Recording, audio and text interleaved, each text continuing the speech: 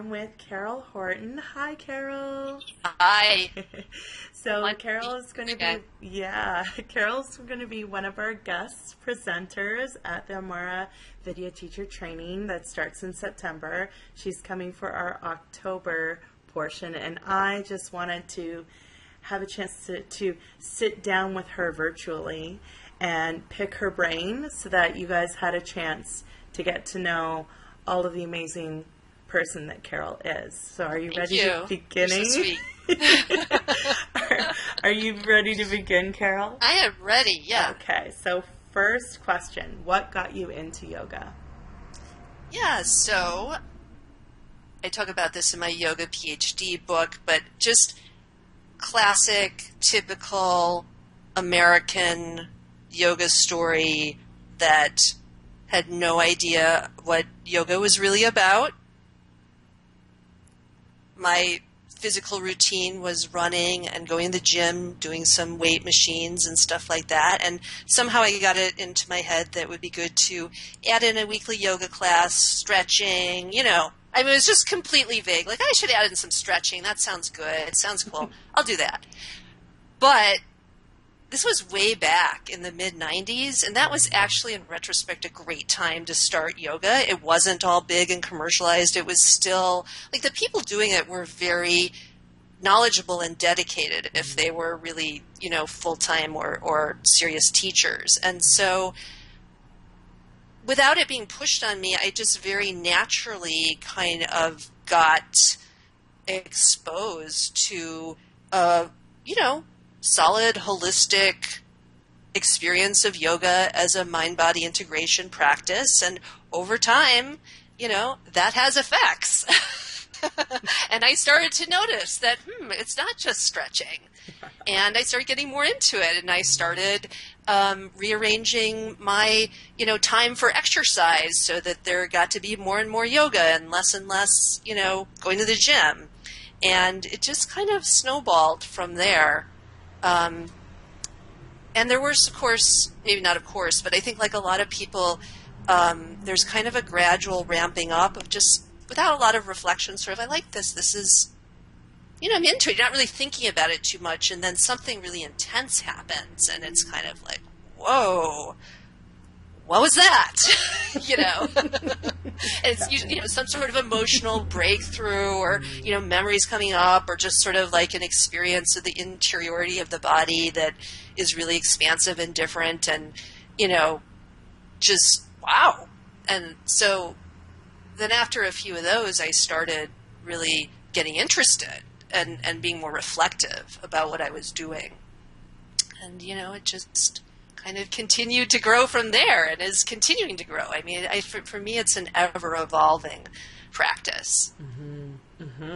Okay, well, you already said yoga PhD, but that was my next question. In your book, you call for those engaged in the practice to integrate critical thinking. For those who haven't yet read your book, but will in our training, can you expand on this? Yeah, so as I said, as I had these breakthrough experiences in yoga, I got very interested. And now my background, people might not know, is actually academia. I was, at the time I started my first yoga class, an assistant professor of political science at McAllister College, which is in St. Paul, Minnesota. I later left academia. But anyway, that is my background and training. I'm, in other words, a very intellectual person. You can see all the books in the background, right? And so, yeah, I had a predisposition towards critical thinking from my personality and professional background, but that's not really it. What it is I started thinking more about my own experience with yoga. I did a teacher training.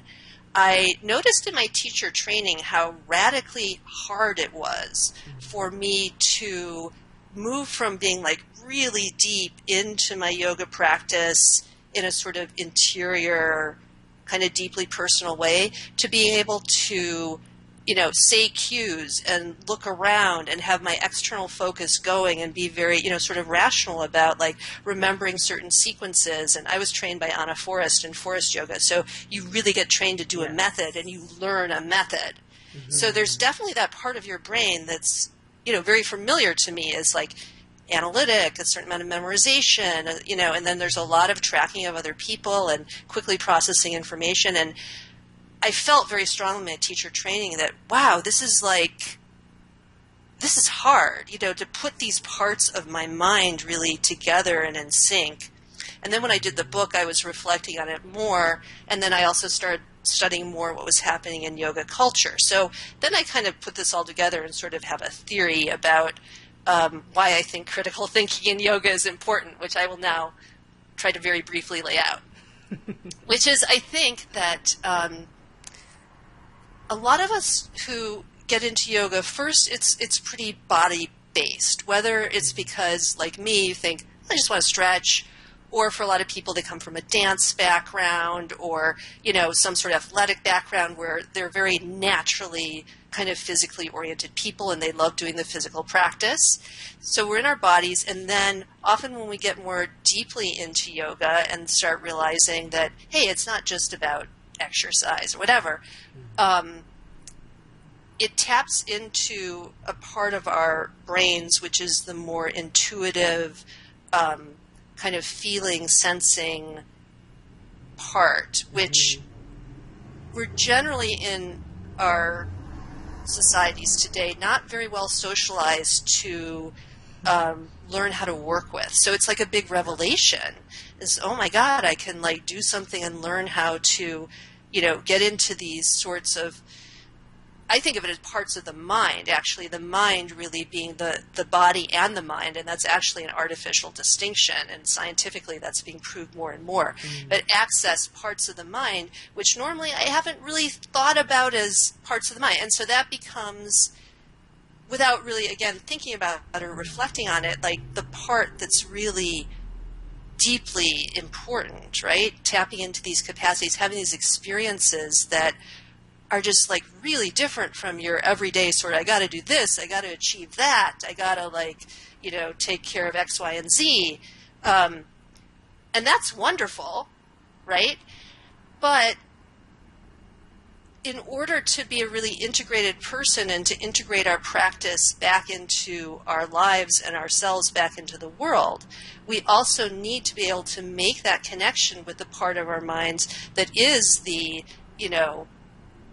more analytic. What do I need to get done? How do I take care of the practical things? Am I really going through my to-do list? And is it a realistic to-do list? Or whatever it is.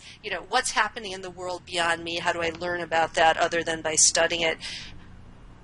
Those have to be integrated. Otherwise, we stay in a sort of fragmented state as people. And that is not, to me, the goal of yoga. Yoga is union on all sorts of levels. So to me, integrating the kind of rational mind and the intuitive mind is a yogic process. It's a process of integration, one of many. And then when I started thinking about yoga culture and studying it and learning more about it, I saw this kind of insight I had about myself and my teacher training about how it was hard to really connect the sort of analytic part of my brain with my very interior, at that point, yoga experience and create something new, that is the ability to teach,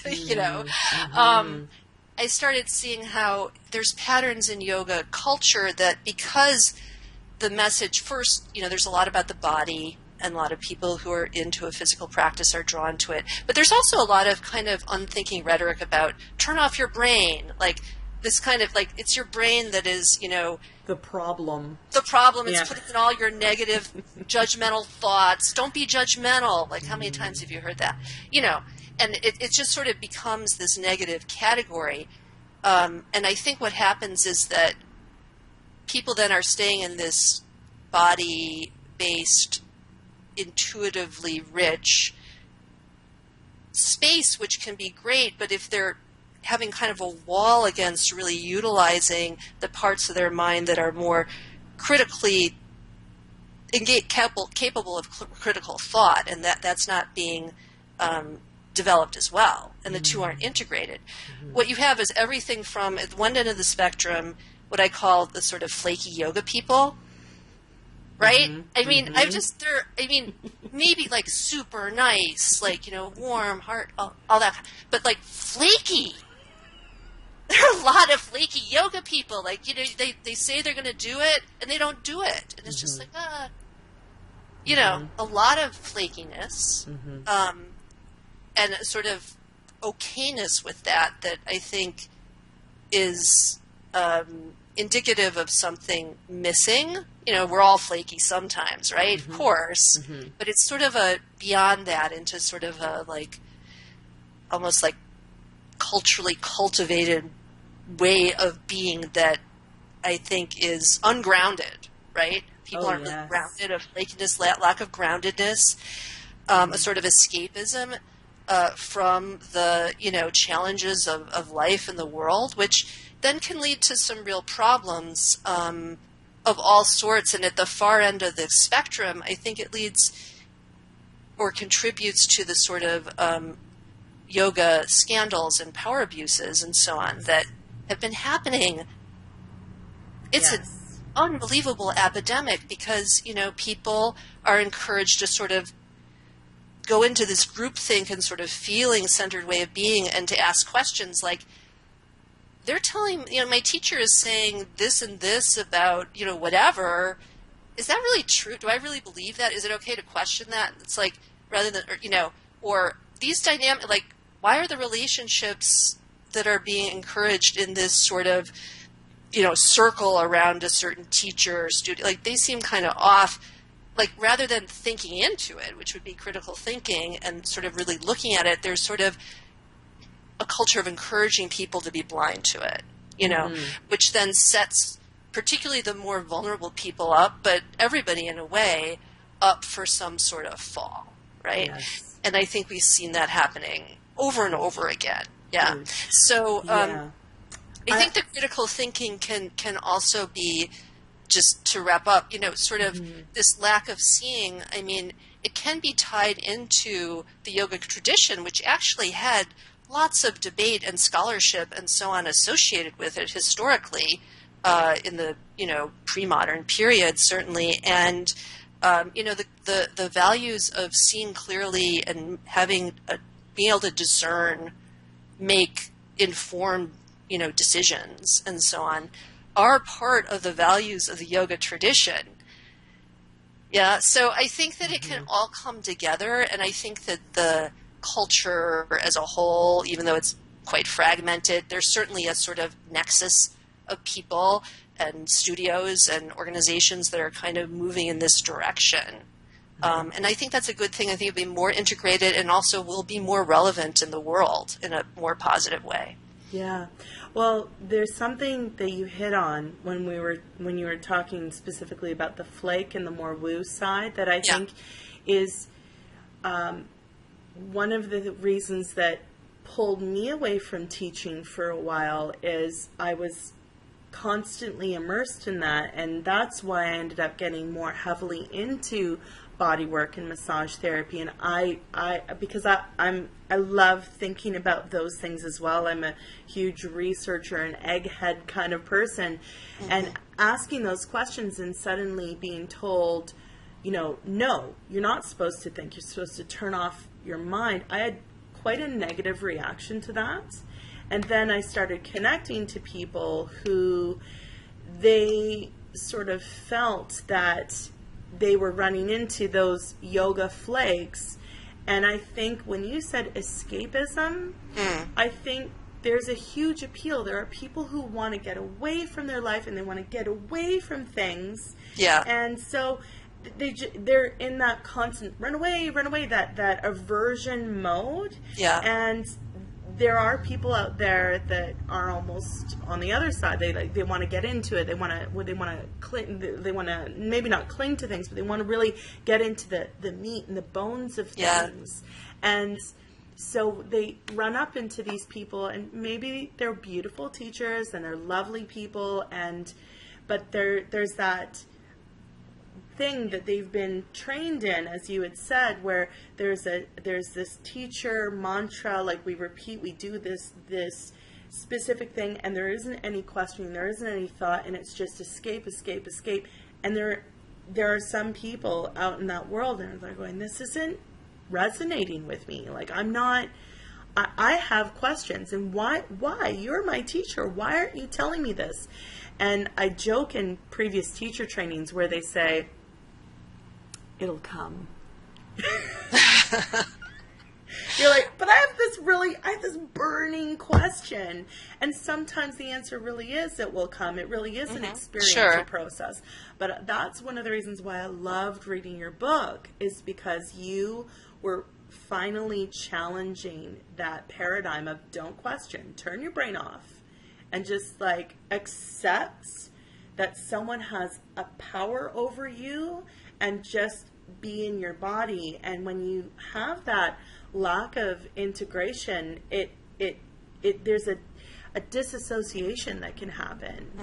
And I think that you're right. I'm so glad to see that there's a movement going towards the Carol Horton way. Oh, it's not just my way. I think that's so. I think we're all part of a larger, sort of network, or I like to say zeitgeist. It's sort of the spirit of the times, right? And I've just noticed over and over again things that I think, well, here's a simple example, not having to do with yoga. I named my dog Lucy, and I thought, it came to me like, whatever I was on, I'm like, oh, that'll be the right name for my puppy, Lucy. That's perfect. It's just like, I thought it was really unique and special, and then I got an email from my vet, like, a year later or something, like, oh, top dog names in North America today, and Lucy's like number 2, And I thought it was just my great idea. But it was the same thing with my yoga book. Like instead of yoga P.H.D., I was going to do like a history of how yoga came to the United States or North America. And, it hadn't been done. And I got a literary agent to, help me market that book to publishers. And just as I was like getting started on that and had that contract, 3 books on, the history of modern yoga and how yoga came to America came out in 2010. Other people had the idea. Other people noticed no one had written about this, and gee, that would be a good thing. And so I ended up doing a different book, which was fine. But same with the yoga service movement. We'll get to that. So it's, there's things that are bubbling up, and that's part of what I think is interesting in terms of the thinking into. It's like, why now? What are we a part of? How do we make choices that respond well to our times, and how do we connect with others? We can do things together that we can't possibly do alone. Yeah, exactly. Yeah. Exactly. We could talk about this for 8 days. I know this. Let's go on to the next question. Okay, so you recently came back from the Omega Center, where the Yoga Service Council held a weekend of workshops. Can you tell us a little bit more about why you serve on the board of the council and what gains you have made from hosting such an event? Oh, you froze for a moment. Oh, internet, there's a problem. Uh-oh. But I know the question because I have it written out. So I can answer the question even though I didn't hear you finish it because you were frozen on my screen. If you didn't change it. No, we're good. We're good. Okay. Yeah, so the Yoga Service Council. I have been on the board of the Yoga Service Council for a little over a year. Now just officially got appointed vice president of the board. Very exciting. So what is the Yoga Service Council? The Yoga Service Council is a 501c3, which for those of you who are not American is a official tax designation for a nonprofit organization. Yeah. Okay. And you have to go through certain hoops to get that designation. So we're an official nonprofit organization, and we're basically an umbrella organization or a networking nodal point for everybody out there, individuals and organizations who are interested in making yoga and mindfulness practices equally accessible to all. Really, that's the core thing. So what that means a little more concretely is that we work with a lot of people in organizations who are in various ways adapting yoga practices to people who either are or feel excluded from the way yoga is either understood or practiced most commonly.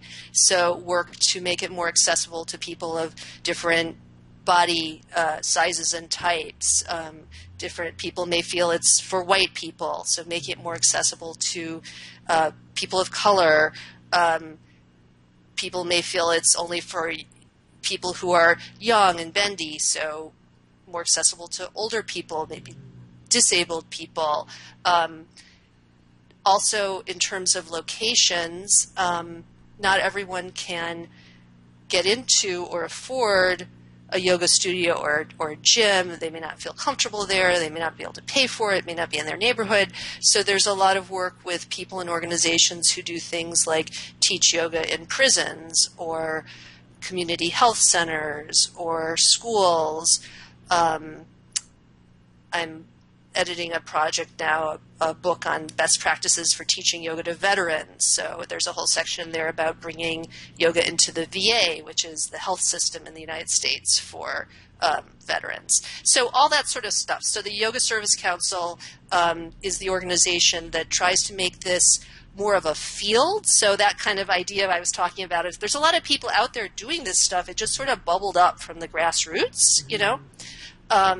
Particularly over the past 5 years or so, it's been gaining more and more steam, certainly in the United States. So the Yoga Service Council is trying to connect people, trying to make this more of a coherent movement, trying to raise our collective level of consciousness about how we can really serve others better, how we can have really healthy, respectful relationships with each other and the people we are perhaps teaching or working with, how we can work productively with these different major social institutions rather than sailing in blindly, how we can adopt yoga practices in ways that make them more appropriate for people with trauma is a big thing. Trauma-informed yoga has really taken off. So we really want to sort of build this field.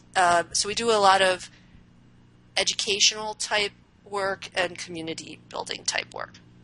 So the conference is both of those things, and that's once a year at the Omega Institute, which is one of these retreat centers that offers yoga and all sorts of holistic health things in New York State. So it's about an hour and a half drive north of New York City, out in the country.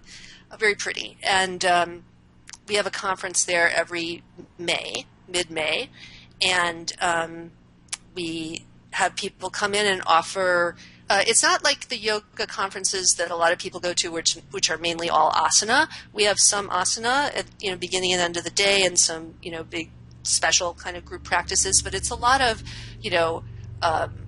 lecture, discussion, reflection, mentoring, connecting with other people. It's a lot of learning and community building. So yeah, I just came back from that recently. And it was okay. That answered the question. It was good. It was great. I always love it. Yeah, I've been this was our 5th conference. Wow. 5th year of the Yoga Service Conference. I've actually been to all of them. I originally was reporting on them. I came as press, and I would blog about them and publish an article, in our local yoga magazine in Chicago about it. And this year I came as a board member, and I always really enjoy it, and I honestly think, and other people feel as well, that the organization and the conference as a whole has really been getting better every year because we're engaged in our own process of learning. So we survey people who come. I was just reading over the survey responses before we talked. We really want to find out, how can we serve the people doing this work better?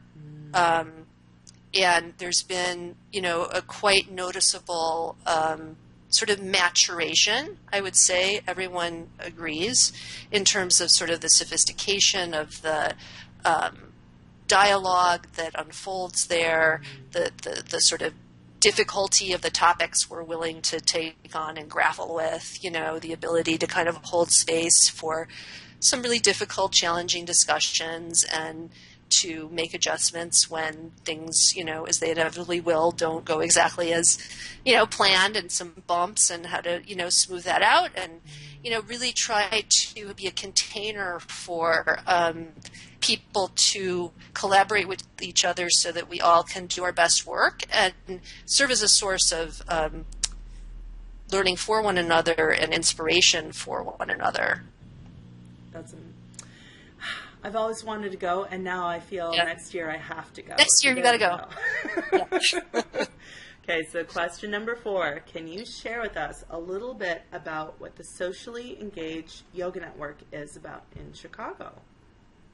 Yeah, so Socially Engaged Yoga Network, acronym SEYN, call it SANE as opposed to insane.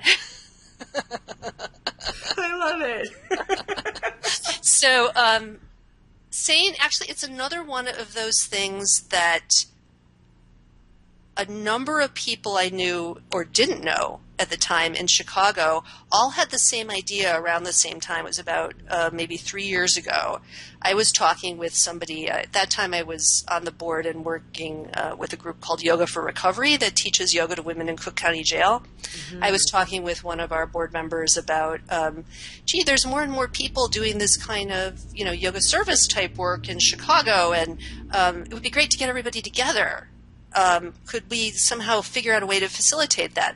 And then we started talking. I think we had coffee once. And then one of my friends who's a studio owner at a place nearby where I teach and do some yoga teacher training units, not too long after that came to me and said, Carol, I know some people who want to get together, all the people doing this kind of, taking yoga outside of the studios and gyms and sort of into non-traditional spaces in Chicago, and would like to get together. I'd like you to introduce you to some of them. And somebody else was having a party, and we all kind of connected. And so it was all bumped up at the same time. And then it turned into me and 4 other people sort of formed like the SANE. At that time, it didn't have a name, but we decided we'd stick with this, work together.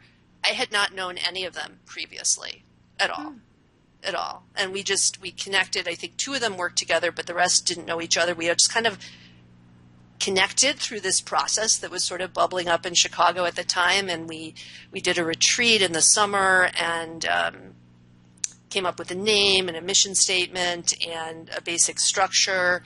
And so essentially what we're doing in Chicago is the same thing I described with the Yoga Service Council nationally and internationally, is we're trying to connect people who share this interest in making yoga and mindfulness really equally accessible to all. And also it's definitely harnessed to a kind of vision of how these practices can really be part of not only helping us have better lives as individuals, but having us co-create a better world together. So I'm just going to pause this for 1 second because I just realized what's going to happen. So right. 1 second. We had just actually finished with the last question. And was there anything else you wanted to say before I move on to our final one? Yeah, in terms of saying just concretely, what did we actually do? What we have found so far is workable for us is that we've been having quarterly meetings. And at this point, we started off in someone's house, but now we've grown large enough that we're rotating through different yoga studios in the city.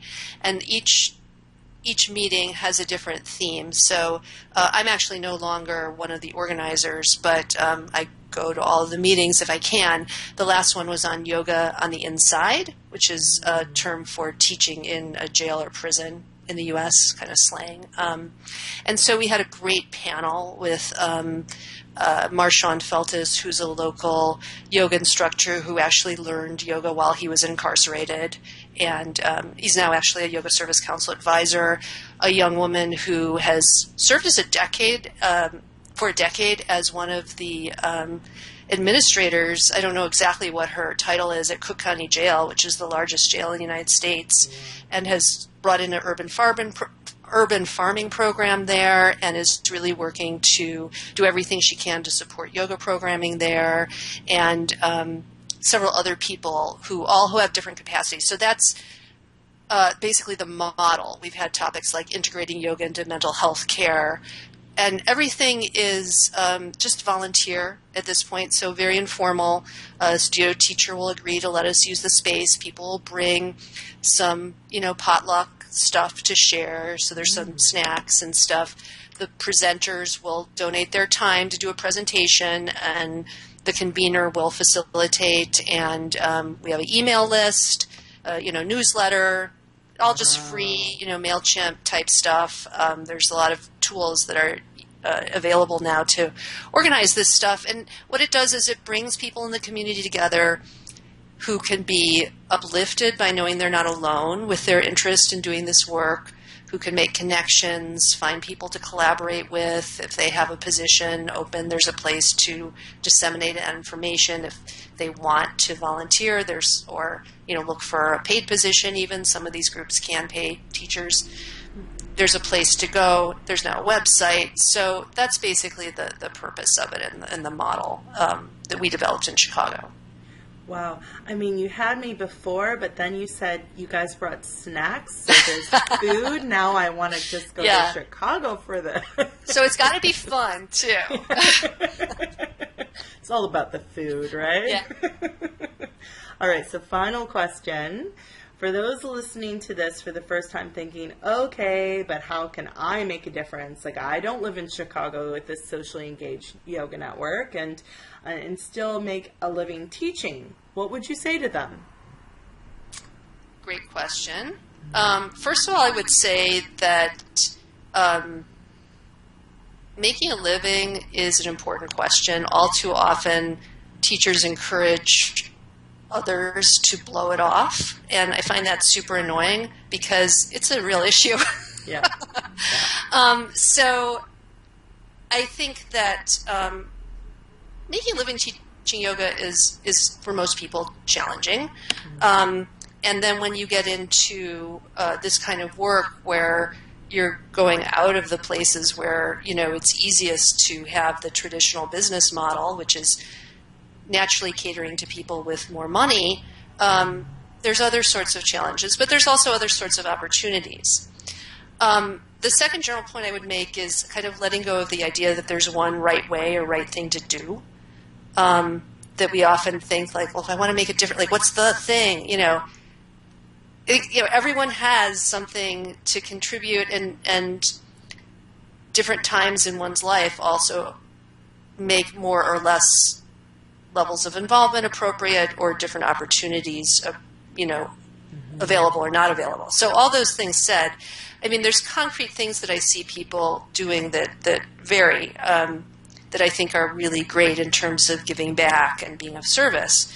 Some people are motivated enough that they actually start a yoga service organization. And there's many good ones out there. So if that is something that interests someone, definitely they should be forewarned that it's a lot of work for no or little money. And, there's very few organizations that have paid staff that are doing this kind of work. There are some. But that's one route. The places that do manage to have paid staff, usually they are either offering services to places that have some sort of budget where they could contract for services, so like schools, for example. We have a very good organization in Chicago called Mindful Practices, which is actually a for-profit company that exclusively teaches yoga in schools, and they're going to low-income schools, and the school district has no money here. The state is a mess, but there are ways that people have found to make it work, or they engage in fundraising, or they have some person with some business background who knows how to build an organization on their board who's involved. So there's various ways, but that's just one way, and a pretty labor-intensive one, to actually start a yoga service organization. There's also a lot of people who might just teach one class a week or a month, depending on the setup, somewhere that is outside of a traditional studio and volunteer their services either individually or with a yoga service organization that has room for volunteers. Some people who are running teacher trainings are making a point to incorporate material like somebody we might be able to think of about yoga service into their YTTs and exposing their students to trauma-informed yoga and just putting that knowledge on the radar screen of students. And then I just did a YTT where this was one of the things I talked about in Chicago. And I had one student came up to me afterwards and said, I'm in medical school now, and I'm really interested in figuring out how could I incorporate yoga more into that world. And there's more and more people who are kind of also bridging their work lives with yoga. So, people, they might not be yoga teachers, they might be school teachers, but they're learning how to bring yoga practices in various ways. It doesn't mean they have to do a 90-minute asana class in the school, but there's ways in which the sort of self-regulation skills and self-awareness skills and so on, or snippets of mindfulness or breathing or, short movement breaks or, incorporated into gym class or whatever, can be brought in both to help these professionals do their work better, be more present, engage, be more available to connect with their students, in this case, kids, and doctors, nurses, similar things, interest therapists. So there's a lot of people in more of the educational and helping professions who are bringing this in. I think that I mentioned, like with Socially Engaged Yoga Network in Chicago, some studio owners are volunteering their space, once a year for a meeting. That's a huge help. I mean, without space, you can't meet. Or to even help, disseminate the word about meetings to their students. So there's so many things that I think can be kind of folded into what people are already good at. And it's not necessarily a matter of having to sort of give up everything you're good at to go do something else, but thinking about how can I integrate what I'm good at, what I love to do, what my skill set are, what enables me to make a living, and so on. Are there ways to either creatively integrate yoga in or to maybe volunteer some of those skills to a yoga service organization? Like, all of the ones I know could really use help with things like legal advice or fundraising, or, people with business skills are really needed. So, yoga teachers have teaching yoga skills, and often, good yoga teachers are needed. Particularly people who have more of sort of commitment to, sticking with this sort of work and learning what they need to learn to show up in ways that are really helpful, right? So I think you have to be willing to do some work. Like if you want to go to teach in the jail, you should be willing to learn something about that institution. You should be learning, you should be willing to learn trauma-informed yoga. You should be learning to maybe examine unconscious bias, think about, the sort of differences you'll be encountering with people, and have that be, if you're the sort of person where this is like an opportunity for me to evolve as a person, this is kind of a part of a practice that's a little more multidimensional and that appeals to you, then, that's a great sort of person to have as volunteer staff with your organization. So I think there's lots of opportunities. Studios could host fundraisers for yoga service, organizations or other causes in their communities. And I think just thinking of ways to collaborate. I really feel that, we need to, in the yoga world, move from this model of sort of isolated, like, hierarchical islands has sort of been the model, which I'm not saying that was like the bad model. It was a model that worked well at a certain time, but I think that time is over, right? Like, and then we're moving into something different. So what I mean by like the master teacher, the one, Mr. Iyengar, has everyone studies that. that's how, when I started, that was what it was like. And that was amazing. And, not criticizing that, but things change. And I think what we need now is more collaboration, more willingness to see that we don't need to find or fantasize about that one person who knows everything. The world is a very complicated place, and yoga is a very complicated enterprise once you start thinking about all the things it includes, and particularly thinking about like becoming more socially engaged with it. Like, who knows about anatomy and psychology and social service and trauma and business, and you know what I mean? It's like, it's too much. Generally speaking, we're going to do our best work when we work together. I'm good at writing books or whatever, but I'm not necessarily, I wouldn't be a person to want to, like, I don't know. You mean I can't come? Fundraising. Wait. You mean I can't come to you for legal advice, Carol? What? No, I don't have that law degree. And I mean, I've just, even with the Yoga Service Council, I've had to see kind of like, God, like I thought I could sort of sail out and wear any hat and like, oh, I'll raise all this money. It's like, actually, I get really neurotic when issues about asking for money come up, and I don't know what to do. And to do it well, I would need training, and I'd need to defer to somebody who knows what they're doing. Happily, we now have someone on the board who does know what he's doing. It's such a relief. You can think about that. This is always such a pleasure to chat with you, Carol, and I can't wait to see you in October when you come. Yeah.